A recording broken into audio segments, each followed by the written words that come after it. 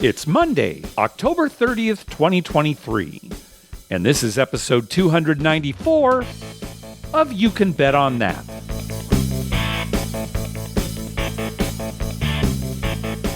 Hi, everybody. Welcome to You Can Bet on That, a podcast for the recreational gambler. I'm Mark Duvall. And I'm Dr. Mike. Yeah, we missed an episode, Dr. Mike. I know.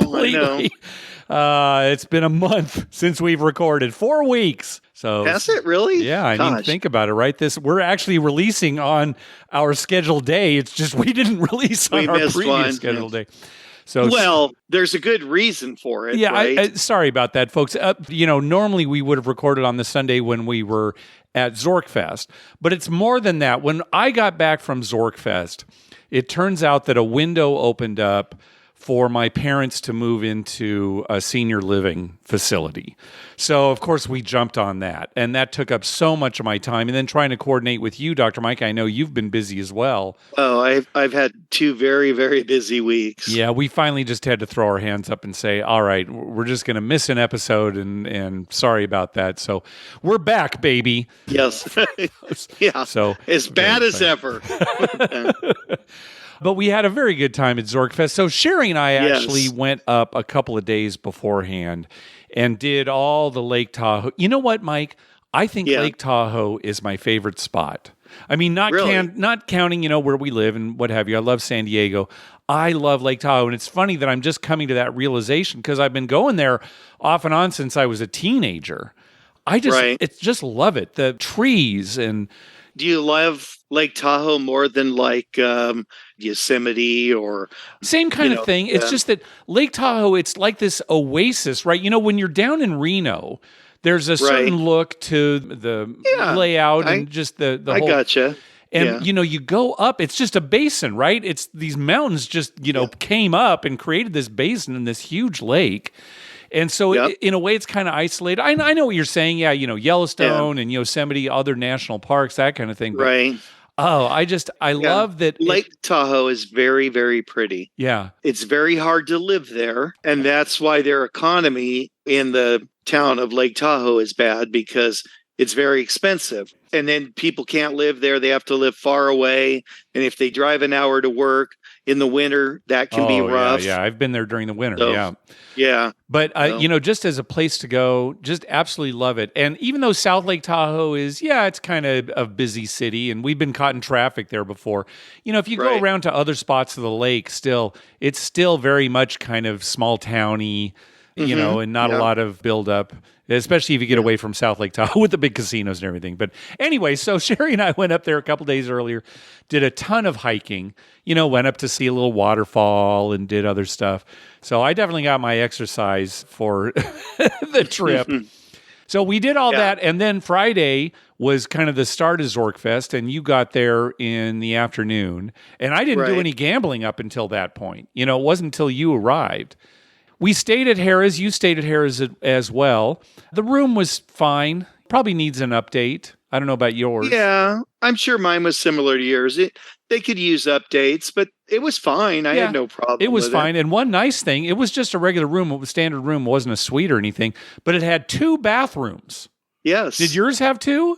Yes, I had 2 as well. That worked out great. Boy, I tried to even it out. I tried to get 50-50, but to be honest, I think it was 60-40. I think I used one a little more. Okay, well, I'm sure... I kind of feel bad about that. I'm sure housekeeping appreciated you trying to... use both of them. It up, But you arrived. We finally played some craps, and just for a little while, because then... That night, we took part in the panel Influencers After Dark, which was, I don't know how much of an influence or you are or I am, but... I'd say pretty much 0. We were on a panel with Tony and Karen from the 360 Vegas podcast and with Josh from the Crap Vegas podcast, and it was moderated by... Vegas introvert, Danny. He did a great job of kind of running it and asking us questions and everything. A lot of questions about gambling in Las Vegas and things like that. I really enjoyed doing that panel. I hope the audience, I don't know if the audience enjoyed it or not, But I was talking to Tony the next day. I could have gone a whole other hour just talking about the things we were talking about. Right. Yeah. Well, interesting parts for me as far as that panel goes was, what do we think of the future of Vegas? Mm-hmm. And then there was some interesting talk about podcasting itself. I think, you know what, Mark, if I'm going to say influencers on that panel, it's going to be me, you, and Josh are not influencers. I wouldn't think so. I think Josh would probably agree with that. Yeah. Yeah, Tony and Karen definitely. Karen, I think the whole Karen, you know, Mark. We talked about how Mark from 360 Vegas does so much work on that podcast. He wasn't on the panel with us, but there's so much valuable information that the three of them give out. Yeah, I'll give it to you. They're influencers. They're influencers. They give out so much information and necessary information, not so much just stupid stuff. You know what I mean? There's a lot of stupid stuff on our show. So I take that. We're cornering that market on stupid stuff. Yeah. Uh-huh. And maybe Josh and Chris, to a certain extent, they let's see what they say about that. Maybe more Josh than Chris, but yeah. I'm still not convinced that they're two different people because I've never seen them in the same room together. I think it's one person, and he just does a ton of editing, to make it sound like two, and does a pretty good job. So he's got one of those machines like Mission Impossible where he can make the skin and pull it over, and he looks just totally different. Yeah, that's it. The weird thing is he's got two wives in two different parts of the country. Yeah, we probably shouldn't have brought that up on the show. Yeah. Sorry, Josh. All right. Chris. If you're listening, we're just joking. The wives of that guy / other guy. Speaking of the 360 folks, the night before, I went down to the gift shop just to get like chips and soda. There were some specific things that I wanted to get just from the gift shop, and it was closed. That happened quite a few times while we were there. I'm sure they're understaffed, but there was a sign there that said, we're closed. We'll be back in a half hour. Head on over to Harvey's to their gift shop. I thought, well, okay, fine. I'll take a walk over there. You can get over there without going outside, right? Because it's connected underground. You go under the street there. So I go over to Harvey's and I go barreling past Karen, Mark, and Tony. I'm coming from behind, so it's not like they were, in front of me walking towards me, but I just went barreling past them. Didn't notice them at all. And then I hear Tony say, there's Mark from You Can Bet on That. And I turn around and there they are. So I was kind of embarrassed about that. But I told him my whole situation, went over to the gift shop at Harvey's. It was also closed back in a half hour. Head over to Harrah's. Yeah, right. Try the Harrah's one. They should at least coordinate. I understand they're understaffed, but at least coordinate. So, well, that all goes back to what I was saying earlier about the economy there and getting workers and people. It's a very difficult spot. I will say, I thought the crews at the craps tables at Harrah's were very good. Didn't you think they were good? Oh, I thought they were excellent. Yeah. They were the right amount of friendly, going fast and everything. Yeah, I thought they did an excellent job. They did have a slot pull, a group slot pull at ZorkFest that was going on while we were playing craps that first night. I think it was hosted by Matt Bridger, who is a YouTuber. It shows a lot of slot play on that. And they almost doubled their money. The buy-in was like $500, and I think each person cashed out for like $950, something like that. Yeah, so $950. Yeah, pull went real well for him. Yeah, that's sweet. All right, a couple of interesting things here. Apparently, Josh, his drink of choice is a lemon drop. And apparently he spilled two of them earlier in the day. Might have been back to back. Just glunk, glunk. Yep. So I'm sure he'll talk about that on their show. So give them a listen. I had never had one before. And so I ordered one. It was quite good.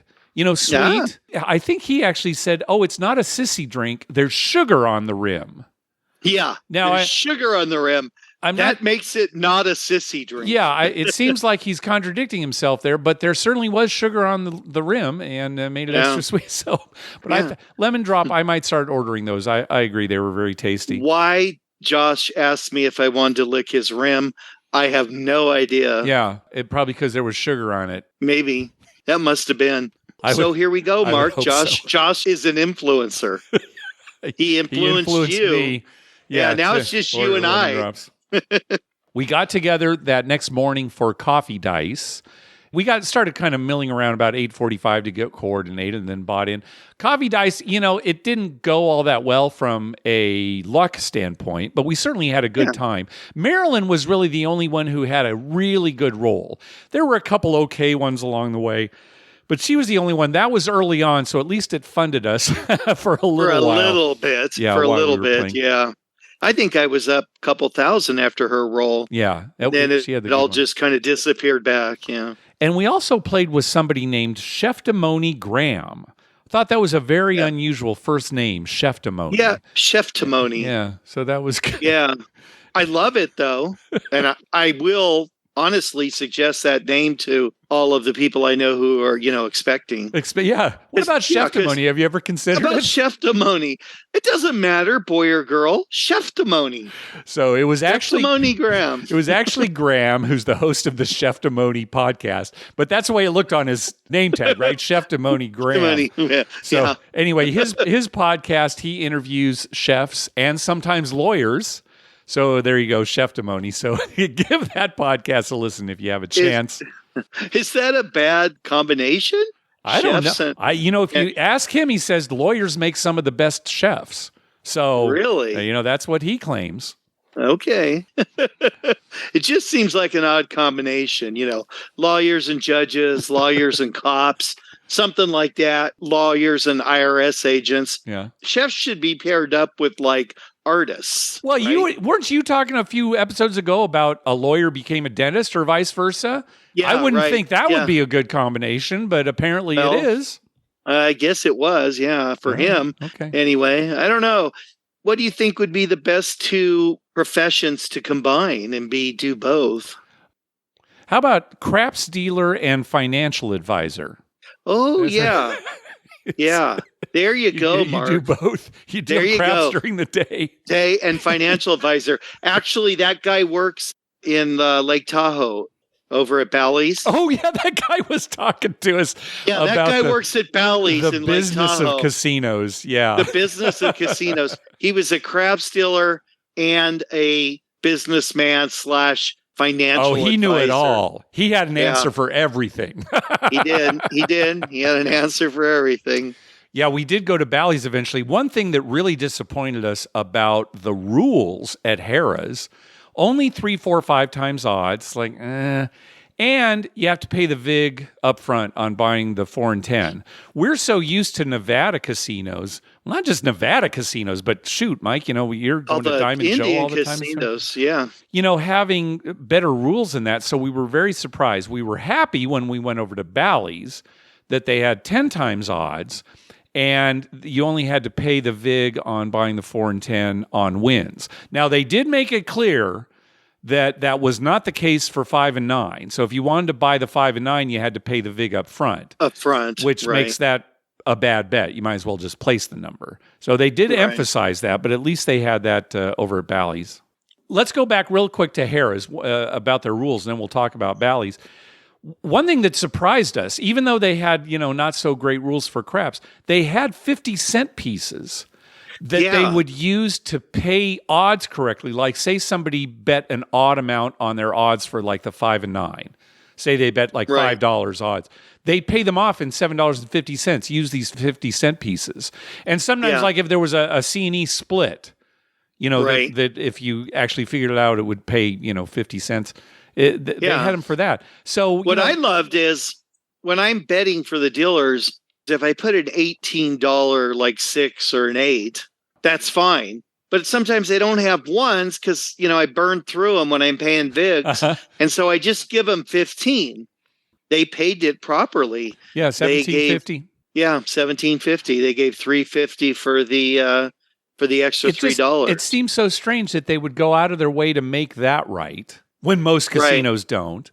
But then they have kind of those crummy rules for everything else. Whatever. It probably turns out that back in the money room in the back, they've just got a boatload of 50-cent pieces left over from machines when they used coins. Mm-hmm. They haven't been able to get rid of them. They're just trying they're just trying to get rid of them. Please take these home. And then it backfires on them because people go to the cashier, cash out, and they take their 50-cent pieces and come back to the casino. Well, we were only at Lake Tahoe, you and I together for a very short time. So basically Saturday, that whole Saturday was gamble, gamble, gamble, gamble. And it wasn't going so well towards the end. So our friend Marty from Reno, he said, hey, let's go next door to Bally's. They have 10 times odds. So we went over there. They only had one table. I think they had a roll to win also, but only one regular craps table. Open. They had another one that wasn't open. Oh, did they? Okay. I didn't it was kind of across the, where we were, and then there was the roll to win. Yeah. It was over on the other side over there. I saw it, but so we played there. Mike, since we'd been gambling all day, and it's like, this is our last chance to gamble. It was one of those sessions, at least for me, where I can't say I was completely enjoying myself. Right. Plus, I'd been drinking earlier, so my stomach wasn't feeling real well, but it's like, we got to power through this. Right. Right. So luckily, at least for me, I was winning. All I was doing was $15 pass line, two $15 come with full odds. So $150 odds. Right. And that worked out well for me. But again, it's kind of like, I'm just drinking water at that point. And all right, come on. If it had not been going well, I might have just stopped and gone to bed because, again, we've all had those sessions where it's like, am I really enjoying myself that much? Yeah, well, that's kind of how I felt there, too. Yeah. I thought, am I really, why are we here? But I was winning a little and, not a lot, but I was winning, which was way better than earlier in the night. Yeah. So I was thinking to myself, okay, like you, let's just power through this. Let's get through until, it's obviously time to go. Yeah. But it wasn't that much fun. Yeah. And again, at the back of our minds, we're thinking, well, if we don't play now, that's it. Because you're leaving early the next morning. Right. So it's there like, wasn't going to be time in the morning. What are we going to do? We got to play now. Yeah, we had no choice, Mark. No choice. Marty was having a good time. Oh, man, he was loving it. Yeah, thanks for taking us over there, Marty. He was he had some great rolls, and he was yelling. Yeah, he had some great rolls, yeah. Anything else about ZorkFest? I mean, we had a good time, and thanks again. It was nice to see a lot of people. Great to see everybody. That I hadn't seen in a while. Yeah. Thanks to Michael and Danny for putting everything together. I think they've already planned for next year. They're talking about like November 1st in Las Vegas. So, looking forward to that. I hope it worked out well for them. I was wondering, I didn't get a chance at the end to ask anybody like, oh, did this go good for you guys? Yeah. I mean, well, and it's got to be so stressful for them too, while everything's going, trying to coordinate it and get it going. So I think the next one's in Vegas, correct? Yes, next one's Vegas. Yeah, in Vegas. Yeah, so that's a little easier because there's a lot more to do and easier. I know what you're trying to say. Is it easier for Michael? I don't know. But it may be harder for Michael, but it's easier to attract people. Oh, absolutely. Oh, for sure. It's right. Definitely easier to attract people to Vegas. Yeah, sure, Tahoe's a kind of hard place to attract people. Yeah. You can't fly directly there. You have to go to Reno, and there's all this and that. But Vegas, there's a million flights to. Yeah. And then if someone's, wants to do other stuff, there's other stuff to do. Yep. All right. So that was ZorkFest. Tim Lawson came into town. This seems like a million years ago now, but it was shortly after our last episode. Tim Lawson was in town in San Diego, so he was able to take a day and go with me to do some casino hopping. So I'm not going to go into a lot of detail here because I assume that he's going to ask me to be on his show to talk about it. Although who knows, he just recently released an episode that he and I recorded in March. So what is that, like 7 months later? So I don't know if I realize he's busy. He's got a baby. She's going to be walking here before you know it. And so I'm sure, but so anyway, we might eventually talk about the casino hopping trip that we took when Tim was in town. We just went to some of the casinos that are close to me out here in the East County. We never made it up to Harris, Southern California because it's so much further away from the other places. But we had a good time kind of going to these local ones here. So, well, I got two things to say about all that, Mark. All Number right. one, every time I see Tim, I think it's been a million years since I've seen him. Okay. He's just one of those guys. You like, God, it's been a long time since I've seen you. And, no, Mike, 2 months ago, we saw each other. Oh, the other thing I have to say about that casino hopping with you and Tim is when you assume, Mark, you know what happens. Yeah, I know what happens, Mike. To you and Paul. Yeah. Good luck to our new listeners, and sorry to all of our longtime listeners who may get that so-called joke.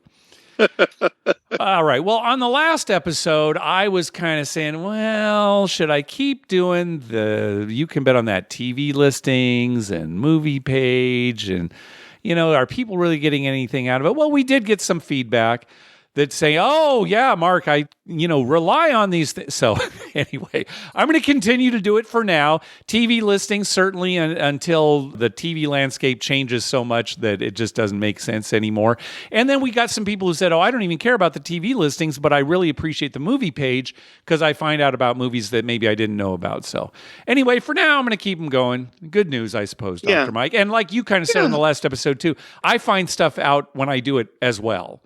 So, it's not like, I'm just doing it for listeners. I'm doing it for myself as well. Right. And, influencing people, that's kind of your thing. Yeah. So you're really the only one. I'm going to say Josh is an influencer. You're just the only one who's not an influencer, Mike. Yeah. Now that I think of it, it's just me. I haven't influenced anybody. And in reality, you might be the biggest influencer of them all, Dr. Mike. So think about I don't that know for about a second. that. Yeah, you might be. Hey, thanks to everyone who's been clicking through our Amazon link. Remember, whenever you're going to buy something through Amazon, please go to our page first. You can bet on that.com and click through our Amazon link towards the top of the page. All right, last time we heard from Ian. He was in Australia giving us a report on the casinos in Sydney. Here's Ian again with a little more information about Australian casinos. Hi, Mark, Dr. Mike. It's Ian from Leicester giving you an update from Australia. As I said to you last time, I'd been to the Sydney casino. I meant to mention that it's the first time playing craps I've ever seen somebody playing the Big Six and Big Eight. And interestingly enough, it was a young lad who seemed to know what he was doing mainly on the craps table apart from this. He was on the 6 and 8, and then halfway through a roll, he said, oh, I'll move it now to play 6 and 8. I feel lucky. And I thought, it's the same numbers, isn't it? But better odds. Anyway, that was an interesting one. We've flown up to Cairns, which is about a 3.5-hour flight north of Sydney. When we got there, the guy said, welcome to 1983. So it is a little bit of a back in time, but a pleasant casino in the Pullman Cairns Hotel. Good casino. No craps, though. In fact, craps seems to be fairly rare throughout people I've been talking to. Even in Melbourne, I heard somebody had said the craps table has been closed in one of the casinos there. And a guy that I met in Sydney had flown over from New Zealand because some of the New Zealand casinos had stopped doing craps, mainly because of the manpower required to run them. But Cairns is, I would describe it, it's a big casino, but a bit like you get on a cruise ship. It's like a giant cruise ship casino. Lots of pokey machines, or slots as we know them as, roulette, $2.50 roulette. So you actually get $2.50 chips, which is quite interesting. So it was good fun, good vibe, good 1970s band on, but it's not Vegas, and I certainly wouldn't fly to Australia just for casinos. But interesting journey nonetheless, and I hope this information is helpful. Thanks very much. All right, thanks again, Ian. Yeah, I can't understand why somebody would start on the Big 6 and 8 and then move it up. Like if you're here in the United States, you just put $3 on the Big 6 or 8. And they don't have 50-cent pieces like we talked about at Tahoe. Well, okay, then it doesn't matter because it's just going to pay $3. I'll tell you what, Mike, I respect any casino that doesn't have the Big 6 and 8 on their craps layout. Right. Well, that means that they're a casino that knows that's a significantly worse bet. Most people aren't going to do it. Why would I want it on my table to take up space? Yeah, right? And you never see people bet it. And if you do, it's somebody who is new to the game and doesn't know. Right. And so, is that the point? The casino just wants to take advantage of people who don't know what they're doing? I shouldn't answer that. That's a rhetorical question because I know that they do. But anyway, go ahead, Dr. Mike. Even those people, Mark, I guarantee you, unless they're the only one on the table, within a minute, somebody around them says, oh, no, put your money up there. It pays much better. Yeah. So they're there for maybe a roll, right? So why have it? Yep. Let's put that out to casinos. If you care about mine and Dr. Mike's respect, get those Big 6 and 8s off the felt. Get them off the table. Maybe we should do a public service announcement, Mark. That's right. Shaming the casinos that have it. Crying 80-year-old grandma crying at the table. That's right. Why is the Big 6 and 8 here?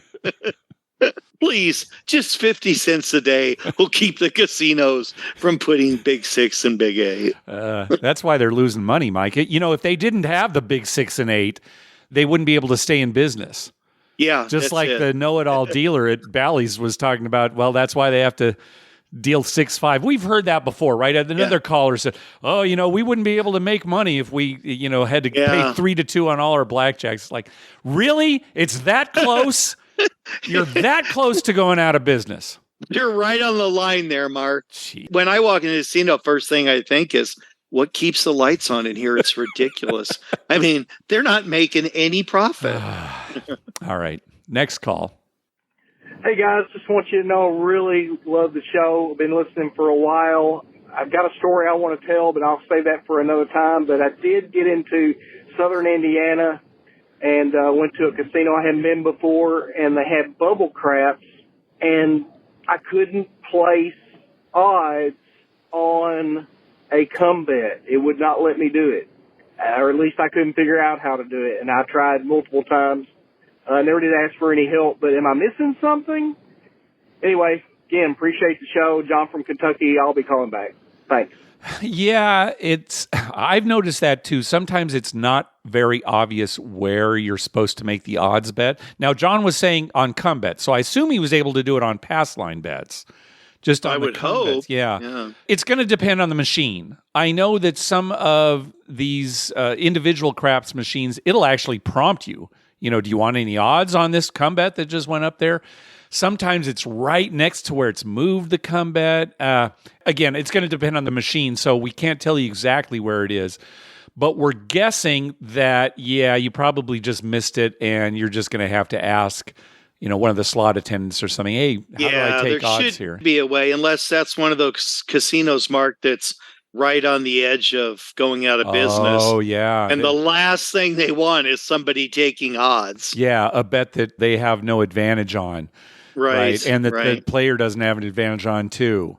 So, you're probably right. Big sign on the machine. Due to the amount of electricity and the fact that we're going to go out of business at any moment, odds are not offered on come bets. No odds. You can make it on a pass line bet. Sure. Yeah. We're not monsters. Yeah, no, we're not that cruel. But on come bets, no odds. Any problems? See the attendant. All right, next call. Hey guys, this is Joseph from Grand Prairie, Texas, right outside of Dallas, home of a top welterweight boxer, Virgil Ortiz, and for Dr. Mike's information, Selena Gomez.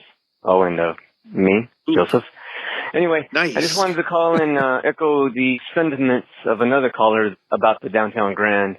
It's not the most extravagant place. If you want some pretty walls to look at, I guess you can go to the Strip and overpay for everything. But, they have weekly blackjack tournaments, low limits on tables, and they have a $2 hot dog and beer cart. And, if you want some value for your buck, that's a good place to go. It's always one of my stops. But anyway, I just wanted to call and say those few things, let Dr. Mike know I'm from Selena Gomez's hometown. You guys have a good day, and thanks for what you do. Appreciate it. Bye. All right. More love for downtown Grand. That we I like also that. Echo. You and I stayed there once too, Mike, in the hotel. Yeah, it was fine. It was fine. Yeah. The rooms weren't bad at all. Yeah, no, not at all. So, well, Joseph, gosh, you're right there with Selena, man. Can you just go over and kind of, knock on her door, her family, talk to them, see if there's any chance she could come to Minnesota or Iowa, or I could meet her in Vegas or somewhere? Yeah. Hook me up, man. Yeah, Joseph, if you could do that, leave my name out of it. But see if maybe you can make some arrangements with Selena Gomez's family. Yeah, Selena Gomez's family. I just like to meet her. That's all. Okay. Get back to us, Joseph. All right. Next up is Dave. The audio's a little rough, especially at the beginning, but it gets a little bit easier to understand as it goes on. So here we go. Hey, Mark and Dr. Mike. This is Dave calling just outside Washington, D.C. A trip report from the Atlantis, the Bahamas. I took advantage of being a season diamond member and took the family out there for a 4-night trip. Stayed at the Coral Tower. It's really lovely. Highly recommended to anyone that wants to take advantage of that opportunity. Gambling was pretty good as well. Some very unique things at their casino there. The casino is being renovated right now, so Probably a third of it is kind of walled off. It looks like it'd be very nice under the sun. I was pretty impressed with the amount of games they had there, all the most popular slots as well. Had a very interesting situation happen. Playing 3-card poker, you can only use one hand to pick up your cards, and they're very, very strict about having cell phones out at the table. While playing 3-card poker, a gentleman, he was not doing very well at all, but then got a royal in spades and actually won the $28,000 progressive jackpot, which was really amazing to be able to see someone do that. The gentleman was super, super nice. He gave me and another woman that was at the table, when he won, each a $500 chip, which I thought was just beyond generous and beyond what my wildest imagination would be for someone that won a prize like that. So special thanks to him. It took a long time for them to pay out the actual jackpot. Folks had to come down from their gaming commission, verify everything, and I was actually really surprised to see that they paid out the jackpot to him in chips, so mostly $2,500 chips. Again, really cool to see that. Very nice casino there. Limits were not as high as I thought they would be for a resort like that, and kind of being stuck there with your only gambling option. Hope folks check it out. Thank you guys for all that you do. Hope you had a good time at ZorkFest, and keep up the good work. All right. Thanks, Dave. Thanks, Dave. Yeah, congratulations on getting a nice tip and seeing that Royal Flush jackpot. You know, certainly if you're at a blackjack pitch game, you know, cards down, they will only let you pick up the 2 cards with one hand.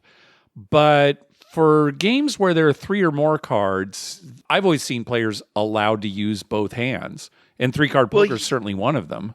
Yeah, if you picked up your 3-card poker hand with one hand, you know, a lot of people like to make sure they have a straight or a flush, you know, they line them up.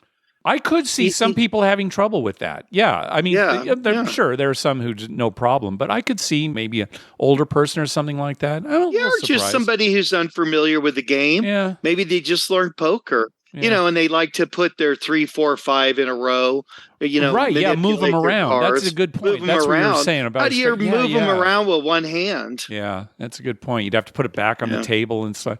Yeah. I think the reason that Dave saw that there was because, you know, Atlantis is right on the edge of going out. Oh, and that's another thing. The cheating at the 3-card poker is really bad. Right. People introducing cards and stuff. Exactly. Well, and that's why Dave, when he called on that house phone, that's why it's so garbly, Mark. Oh, he was calling on the house phone. He was on the Atlantis house phone, and you know, it's rotary dial. Yeah. Put me through to the You Can Bet on That hotline. Yeah, right. One moment, All sir. Right. We'll get the operator. Has anyone talked to a telephone operator in a while? I think most of our listeners don't even know what a telephone operator is. Yeah. Party lines is what I loved. Party lines. Right. Oh, they should bring that back. People wouldn't have to watch TV. You just pick up the phone and listen to somebody else's conversation. Yeah, people wouldn't have to watch TV. Make another good point, Dr. They're Mike. forced to watch TV now, Mark. No party lines. All right. Let's hear from our buddy Andrew. Hey, Mark and Dr. Mike. This is Andrew from Phoenix. Long time. Hope you guys are doing well and had a good trip up to Tahoe. Just wanted to call in after seeing the Chargers Monday night game and seeing that Chargers fans just so excited for their team. If you guys had an equivalent gambling ecstasy story where just the roll was so good you couldn't control yourself. I was thinking back, and one of the Vegas vacations that we all went to at the D, we had a really epic roll where you could see the dust rings around all the 5s and 25 chips. And so I think that would be my closest equivalent. I don't know if I can match her enthusiasm, but it's still pretty something special to see, and just curious if you guys have any relatable stories on that topic. Hope you're doing well and hope to see you out in Vegas sometime. Talk to you later. Yeah, Andrew, that's actually a very good example. We certainly remember that time at the D. I mean, that might be our answer. What do you think, Dr. Mike? Well, it was either that time or the time at Planet Hollywood when I don't think you were there, Mark. Oh, no? Well, a different time. Well, okay. that one when you were there was Monster. Okay. But there was another time when I was there and it was just Andrew on the table with me. And he was having some libations and we were doing really well. And I think I had a good time seeing Andrew very excited about those roles. Yeah, I'm thinking of the time at Planet Hollywood when we were there for 6 hours and the dice went around the table once. Yeah, yes. That was and one of those rollers was me, and I immediately 7'd out. So I was like, everyone else rolled once. Everyone in else 6 just hours. had a monster roll. Yeah. That was an exciting trip. Yeah. Anytime you see dust, it's exciting. It's always exciting. That means the chips are leaving faster than they can get fills in there. Yeah. All right. Last call. Mark and Dr. Mike, this is Dylan from Houston, longtime listener, first-time caller. Calling about a little trip report I made to the Golden Nugget, Las Vegas. Stayed one night with the explicit purpose of betting $1,000 on one hand of baccarat. If I were to win, I was going to go to Japan. And if I were to lose, I was just going to go back home and have a little staycation. No big deal. I work for the airline, so airfare isn't really a factor for me. Anyways, I get there. I bet player. Hand comes out.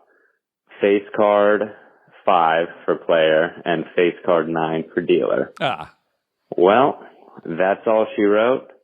Took it on the chin. Hey, that happens. We're gamblers. Since I was there, though, flew all that way, decided I'd throw about $140 on craps. Nothing too crazy. Went to zero on that in about 30 minutes. Not a good gambling trip. But you know what? Still had a lot of fun. Discovered a bar called Berlin's. They have punk rock karaoke on Monday night. Pretty fun. Highly recommended. About a 15-minute walk from Fremont, 5-minute drive. The Golden Nugget, Las Vegas. How do you guys feel about it? How do y'all rate it? Because in my mind, first off, it's too crowded, and the casino floor is so confusing. I think it's like a 4-star hotel that's run like a 3-star hotel that thinks it's a 5-star hotel. Now, hear me out. I think it's so crowded because it's got 2,500 rooms. Circa's got 777 rooms. The Plaza's got 990 rooms. It's got way too many rooms for the size of the property. I love the property. I love the poker. I love the gambling, but it's just too crowded, and I don't know how y'all feel about it. But anyways, love the show. Thanks, guys. Yeah, I've got mixed feelings about Golden Nugget. What do you think, Dr. Mike? Oh, I agree with him 100%. Yeah. It's too crowded. It's almost claustrophobic. There's that one craps table on the end, and if you stand on the end there, I mean, you're constantly getting bumped by people walking by you. The tables are all crammed in there, and he's right. There's way too many rooms and stuff there for the amount of people, and it's kind of getting run down and beat up. I would love to see the Golden Nugget get refurbished. Yeah. I can't remember the last time we stayed there. It was probably a few years ago, but it was one of their newer rooms, and it was very nice, right? Yeah. See, that's why I kind of have mixed feelings, right? It's a nice property in a lot of ways, but it is too crowded. I've had some surly dealers at Golden Nugget.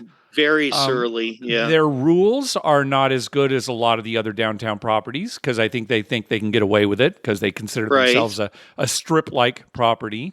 They consider themselves a 5-star hotel. Yeah, I loved how he said that. 4-star hotel that's run like a 3-star that thinks it's a 5-star. I love that. Yep. Also, that was the place where that one New Year's Eve, you and I won all that money. Oh, yeah. I definitely remember that.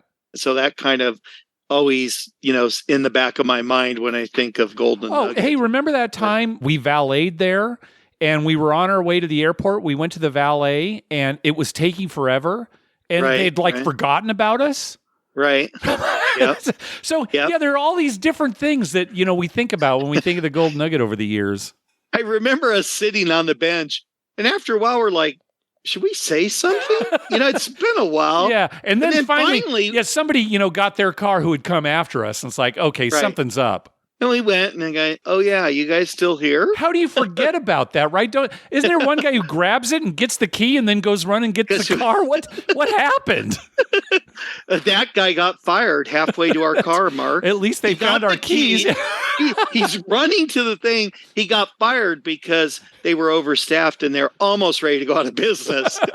That's the guy they chose. Let's get rid of him. That'll save us some money.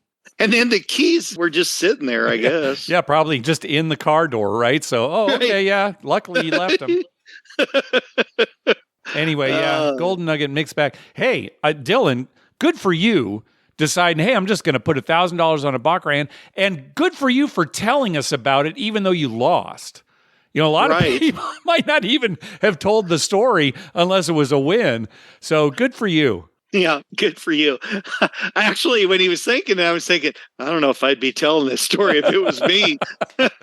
Yeah, that's great. But good for him. That's great. I love that. Yeah. You've seen me do that a few times, Mark, when not in a long time, but years back, I'd be down on a trip and I'd just say, oh, I'm just going to go over and put a $1,200 eight. Yeah, you've done that, but that's more of a desperation move. This is something that he decided he was going to do ahead of time to either go on a trip or just stay home.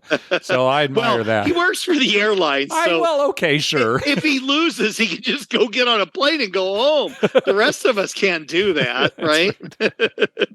All right. Well, that's going to do it for this episode. Again, sorry we're late. We will try to get back into our every 2 weeks, starting with the next one. Mike, you got a couple more donations for your shoe drive. Tim Lawson, actually, when he was here, gave me some money to hand on to you for the shoe drive. So thank you, Tim. Right. And also, there's a new podcast out there called Vegas Vice. We met Elliot at ZorkFest. He's doing a podcast right now with our friend Zach, that you know from the Minnesota area. Here in Minnesota. Yeah, it's called Vegas Vice. So give that a listen, a very new podcast. I'll put a link to it in the show notes. They gave us a donation too. They made a side bet with one of their guests strip walking, and it was determined that the winnings would go to your shoe drive. So again, thanks for that. Yeah, thank you very much. And also, thank you to Chuck. He decided that if he had a nice win, he would send 10% of his winnings to you for the shoe drive. And he had an amazing comeback after it looked like he was going to have a losing session. So thank you very much, Chuck. Yeah, that was a very, very big, nice donation. Hey, we also wanted to thank Zach. Speaking of Zach, last year when we met up at Diamond Joe, he made a couple of baseball bets for us. He bet that the Padres would win the World Series. He also bet that the Twins would win the World Series. So thanks for those bets, Zach. We do appreciate it. Hey, at least the Twins came kind of close. Yeah, and you know what? The Padres should have been there, right? Yeah, all right. Anyway, thank you, Zach. I don't want to go down that rabbit hole. Don't get me started. All right. We want to thank some people for some recurring donations. Jeremy at the Color Up YouTube channel. James. Kurt. Robin at NE Time Gambling. Nathan. Brian Dancer. Brian and Sarah. Josh. And the guys over at Crap Vegas. See, this is what happens when we don't do a podcast for 4 weeks. We got a lot of extra recurring donations to go through there. Also, our good friend Marty, he said, looking forward to a bunch of monster rolls in Tahoe. Well, Marty, at least we had some good ones. We were over at Bally's, so thank you again. Also, a donation from Frank, spending a night in Reno. Wish me luck. Well, hopefully you had some good luck there. Also, a donation from Todd. No message with that donation, but thank you very much. Thank you. We got a donation from Bert. Karma donation for my return to Craps in Biloxi, November 9th through the 12th. I went back and listened to every episode starting with the bathtub series to get inspired. Ugh. Sorry about that, Bert. I became a VP player after so many horrible Craps sessions. Trip report later, Bert from Virginia. So hopefully you'll have good luck on that trip. And finally, a donation from Brian. Karma donation from Brian W. for his annual Vegas trip. Well, good luck to you, Brian. Hey, at the top of our webpage, you'll find a link to our store where you can buy You Can Bet on That t-shirts. Also, you can find a list of all the gambling-related shows coming up on American television at youcanbetonthat.com/TV-listings. And we've got a list of gambling-related movies at youcanbetonthat.com/movies.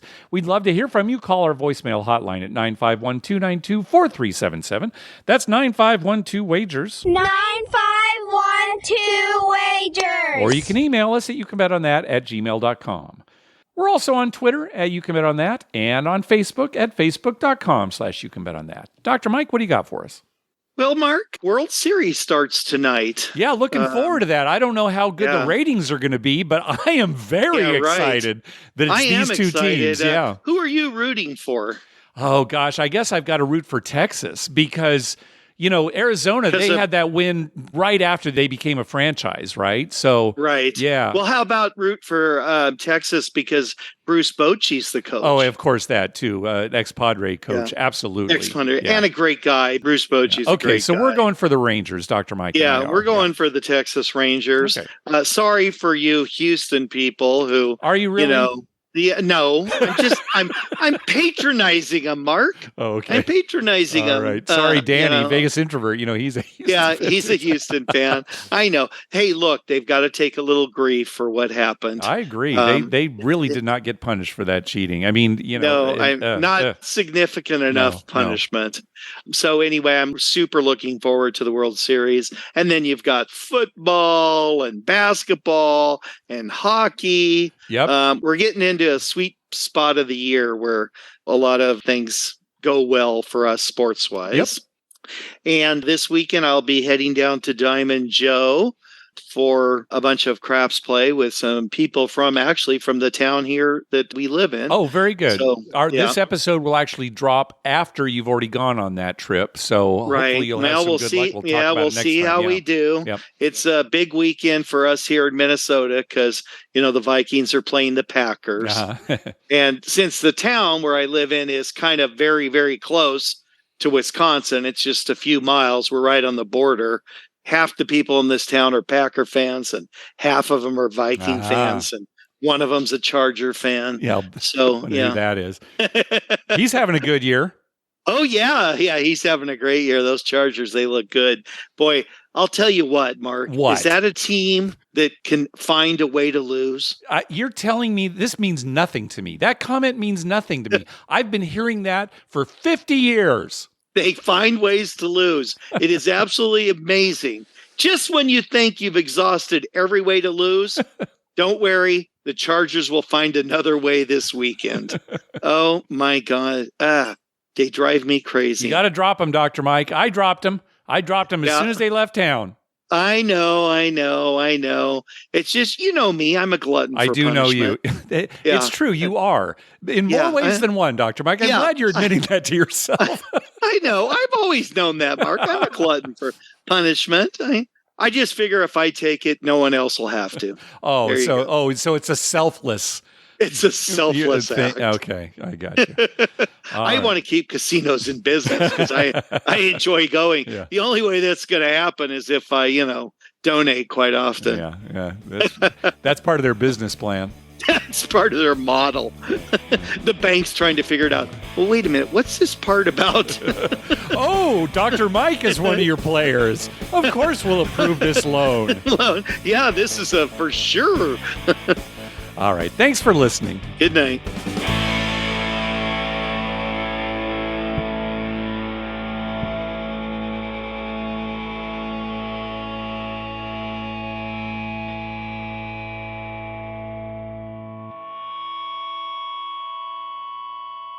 Did you guys see me? I was on fire tonight. Man, I can't wait to get back to the shore. God, I love gambling!